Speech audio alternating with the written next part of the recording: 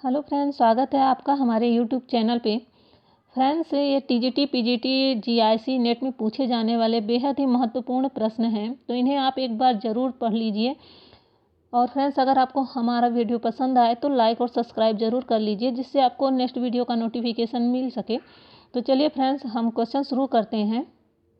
इसके आगे के क्वेश्चंस हम अपनी पिछली वीडियो में दे चुके हैं, तो जो भाई बहन उन्हें न देखे हों तो वो देख लें। और ये उसके आगे का है। यहाँ पे क्वेश्चन नंबर हम 91 से शुरू कर रहे हैं। कादम्बर्या शूद्रक ऐतिहासिकम पात्रमस्ति न वा निश्चयताम।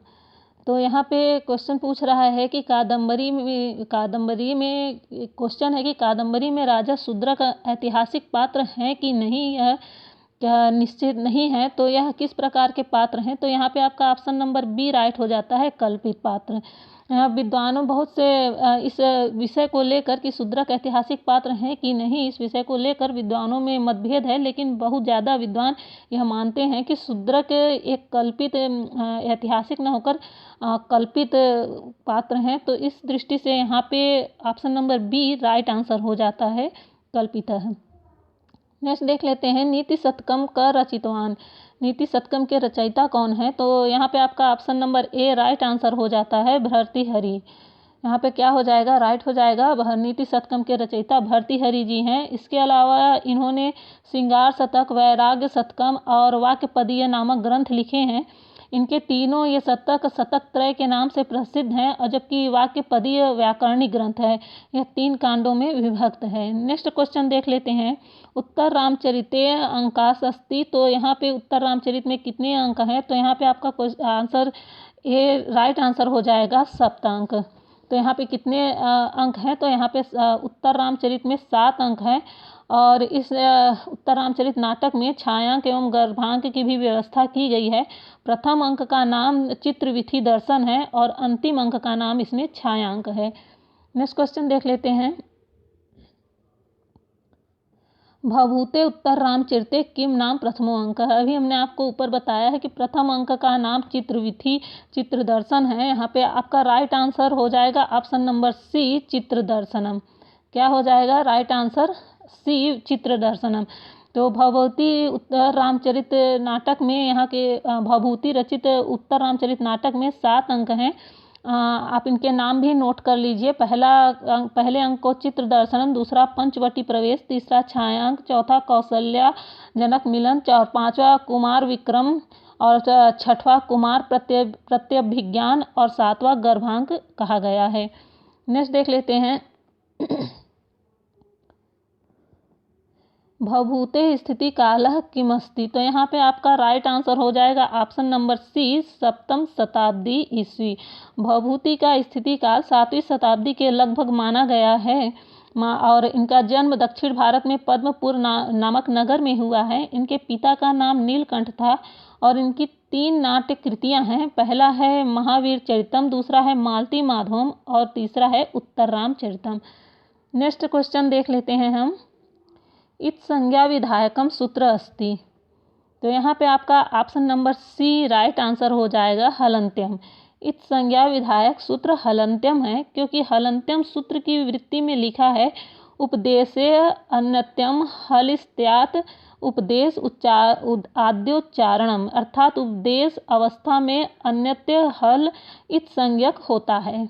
नेक्स्ट क्वेश्चन है, तवर्ग से उच्चारण स्थान में अस्ति। तो यहाँ पे आपका राइट आंसर हो जाएगा ऑप्शन नंबर सी, दंता। यहाँ पे तवर्ग का उच्चारण स्थान दंत है, क्योंकि लितुलसा नाम दंत है। इस सूत्र के अनुसार आप तवर्ग ल तथा स का उच्चारण स्थान दंत माना गया है। नेक्स्ट देख लेते हैं, सुप्तिंगतम भवति। तो यहाँ पे आपका राइट आंसर हो जाएगा ऑप्शन नंबर बी, पद संयम। क्या हो जाएगा, पद संयम। सुबंतम तिंगतम च पद संयम स्यात्, अर्थात जिन शब्दों में सु और जस को लेकर सुप तक के प्रत्यय का योग है उसे सुबंत तथा तिप से लेकर महिंग तक के प्रत्यय का जिसमें योग हो उसे तिगंत कहते हैं। जैसे सुबंत को जानिए, राम रामो रामा, और तिगंत है पठति पठता पठंती। नेक्स्ट क्वेश्चन देख लेते हैं, संस्कृत उपसर्गत्वेन न गण्यते।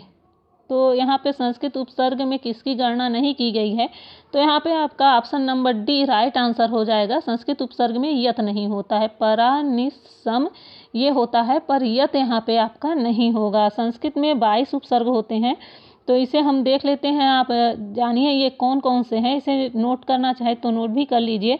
प्र, परा, अप, सम, अनु, अ, निस, निर, दुस, दुर, वि, आंग, नि, अधि, अपि, अति, सु, उद, अभि, प्रति, परि, उप।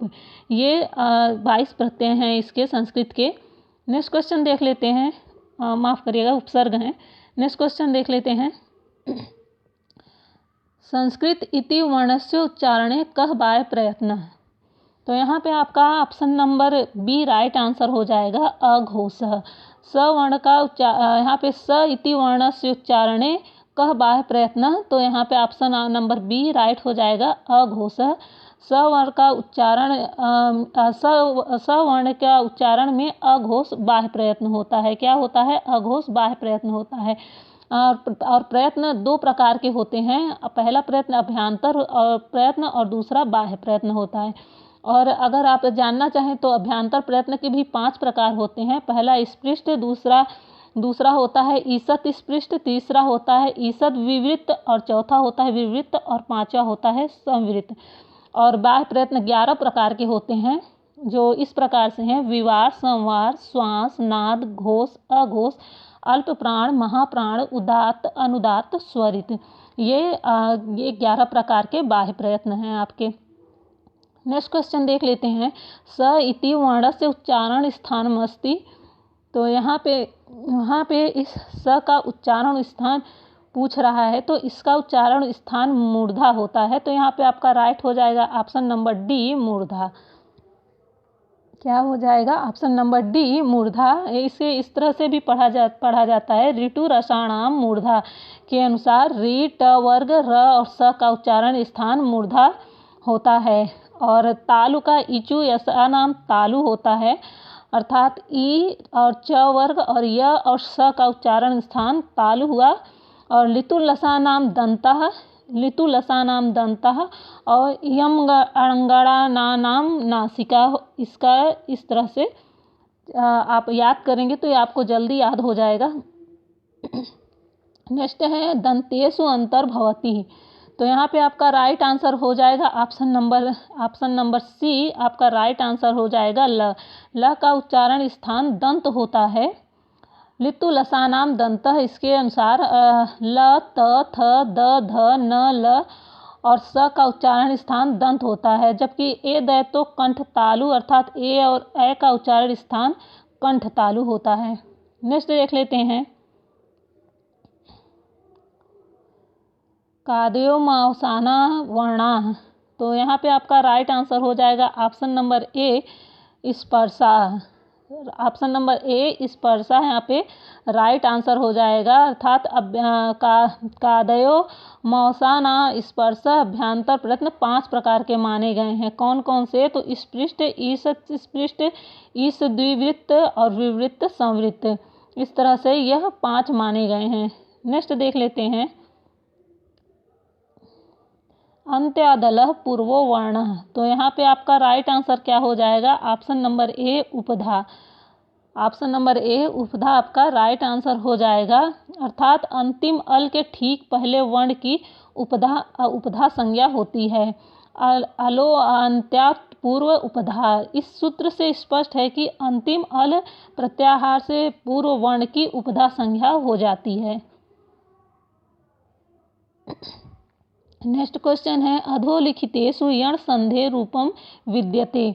तो यहाँ पे आपका राइट आंसर हो जाएगा ऑप्शन नंबर ए प्रत्युपकारः। ऑप्शन नंबर ए प्रत्युपकारः यहाँ पे राइट आंसर हो जाएगा। प्रतिधन उपकारः प्रत्युपकारः। यहाँ पे एक प्रत्याहार के स्थान पर यण हो जाए और अच जो असमान स्वर के परे रहने पर होता है, इसलिए ई के स्थान पर ऊ के परे रहने पर ई को य हो गया है और यहाँ पे प्रत्युपकारः बन गया है। नेक्स्ट क्वेश्चन देख लेते हैं। भावकः पदस्य संधि विच्छेदः भविष्यति। तो यहाँ पे आपका राइट आंसर हो जाएगा ऑप्शन नंबर बी, भव धन अकह। यहाँ पे भाव का इस पद का संधि विच्छेद पूछ रहा है, तो यहाँ पे भव धन अकह हो जाएगा। यह किस सूत्र से होगा यह जानिए। एचो अयवायावह सूत्र से एच प्रत्याहार के परे अच आने पर एच के स्थान पर क्रमशः अय औ आय आव हो जाए, इसलिए औ के स्थान पर यहाँ आव होकर क्या बन जाता है, यहाँ पे भावकह पद बन जाता है। शंभुधन राजते इत्यत्र संधि पदमस्ति।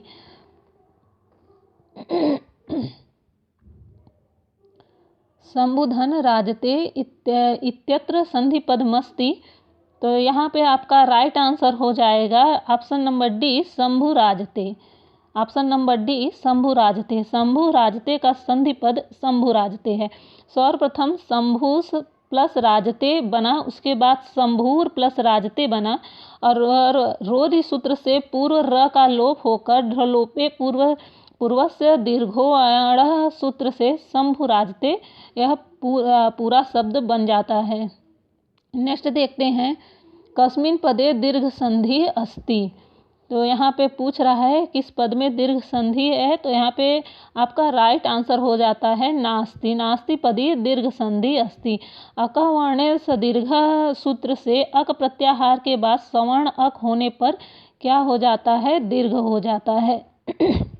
दीर्घ हो जाता है, इसलिए नास्ति पद में संधि विच्छेद न धन, यहाँ पे न धन अस्ति होकर नास्ति हो जाता है।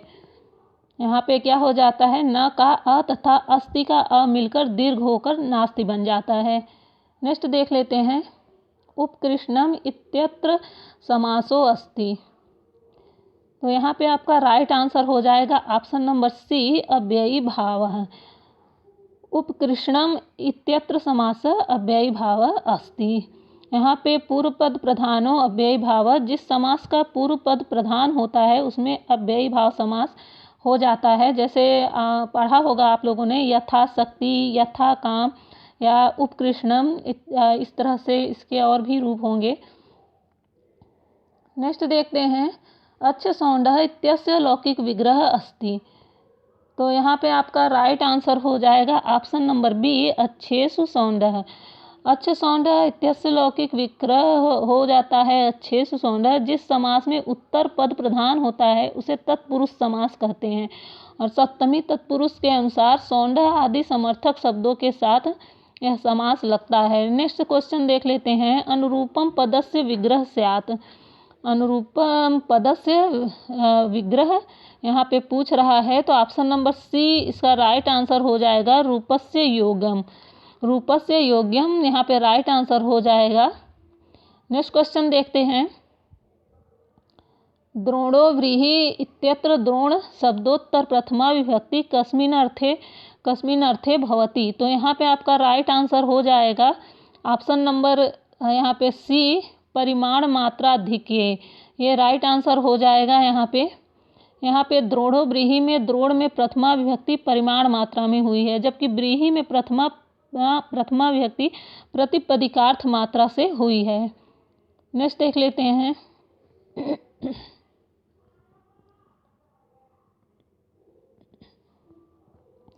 गतिर बुद्धि प्रत्यावसनार्थ शब्द कर्म कामना मणिकर्ता सणव इति सूत्र से प्रत्यावसनार्थे किम उदाहरणम। तो यहाँ पे आपका राइट आंसर हो जाएगा ऑप्शन नंबर ए, आशय चामृतम देवान। यहाँ पे क्या हो जाएगा, राइट आंसर ये ए हो जाएगा। नेक्स्ट क्वेश्चन देखते हैं,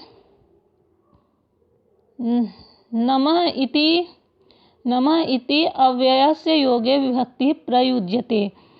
तो यहाँ पे पूछ रहा है कि नमः में कौन सा विभक्ति प्रयोग होती है, तो यहाँ पे आपका राइट आंसर हो जाएगा ऑप्शन नंबर बी, चतुर्थी विभक्ति। क्या हो जाएगा, ऑप्शन नंबर बी, चतुर्थी विभक्ति। नमः स्वस्ति स्वाहा स्वधा अलंग विषयोंग योगाच, यानी नमः स्वस्ति स्वाहा स्वधा अलम वसंग शब्दों के योग में चतुर्थी विभक्ति होती है। जैसे गुरुवे नमः, इंद्राय स्वाहा आदि। सत्रि प्रत्ययान्ते शब्द प्रत्ययस्य अवशिष्यते। तो यहाँ पे आपका राइट आंसर हो जाएगा ऑप्शन नंबर बी अत। अत यहाँ पे राइट आंसर हो जाएगा। सत्रि प्रत्ययान्ते शब्दे अत प्रत्ययस्य अविष्यते। सत्रि प्रत्यय में अत शेष बचता है तथा धातु के मिलकर उसका अर्थ परिवर्तन कर देता है। धातु के मिलने से उसका अर्थ परिवर्तन हो जाता है। जैसे पठ धन सत्री का पठत और गम धन सत्री का गच्छत, इस तरह से रूप बन जाता है। नेक्स्ट देख लेते हैं। छिद धन कत, ये प्रत्यय सति पदम स्यात्। तो यहाँ पे आपका राइट आंसर हो जाएगा छिन्न। क्या हो जाएगा राइट आंसर? छिन्न। छिद धन प्लस कत प्रत्यय सति पदम छिन्न स्यात्।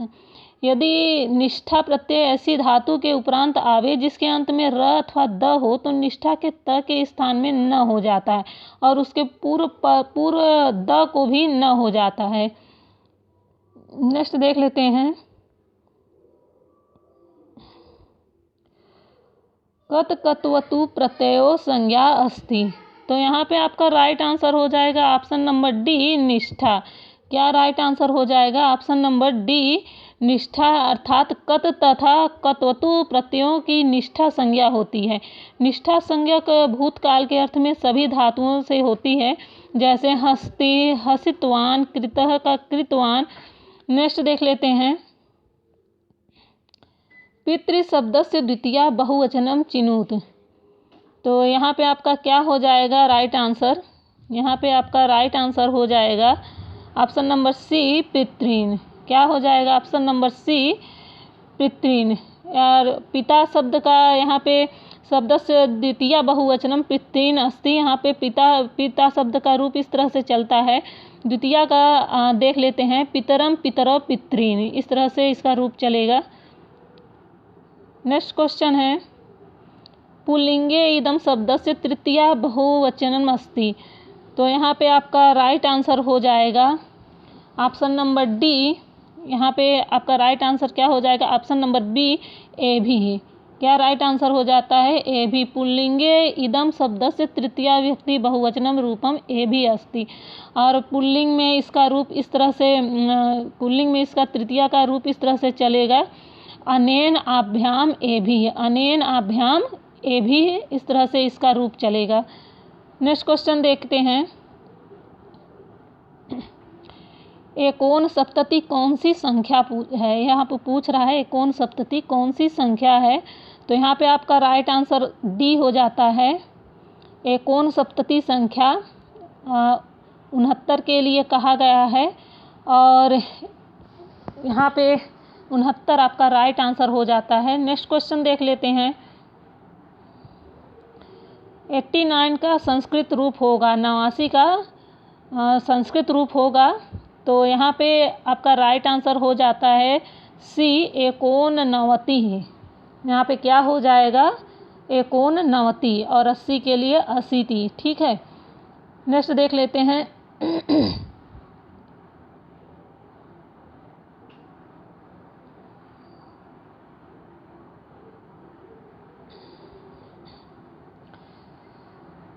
यहाँ पे दा धातो विधिलिंग लकारे मध्यम पुरुषस्य बहुवचन अस्ति। तो यहाँ पे आपका पूछ रहा है कि दा धातु विधिलिंग लकार के मध्यम पुरुष बहुवचन का क्या रूप बनता है। तो यहाँ पे आपका राइट आंसर हो जाता है दधात। क्या हो जाएगा राइट आंसर? दधात हो जाएगा इसका राइट आंसर। यहाँ पे विधिलिंग लकार का मध्यम पुरुष का बहुवचन, यहाँ पे मध्यम पुरुष का रूप देख लीजिए, दधा, दधातम, दधात। नेक्स्ट क्वेश्चन देख लेते हैं। बु धातो लट लकारे प्रथम पुरुष एक वचने वैकल्पिकम। तो यहाँ पे क्या हो जाएगा right answer? Option number C भवतात। ऑप्शन नंबर सी भवतात। यहाँ पे भू धातु के लोट लकार प्रथम पुरुष एक वचन में वैकल्पिक रूप भवतात बनता है। और नेक्स्ट क्वेश्चन देख लेते हैं।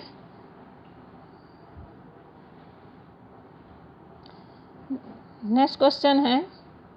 हस धातो विधिलिंग लकारे मध्यम पुरुष एक वचने रूपम अस्ति।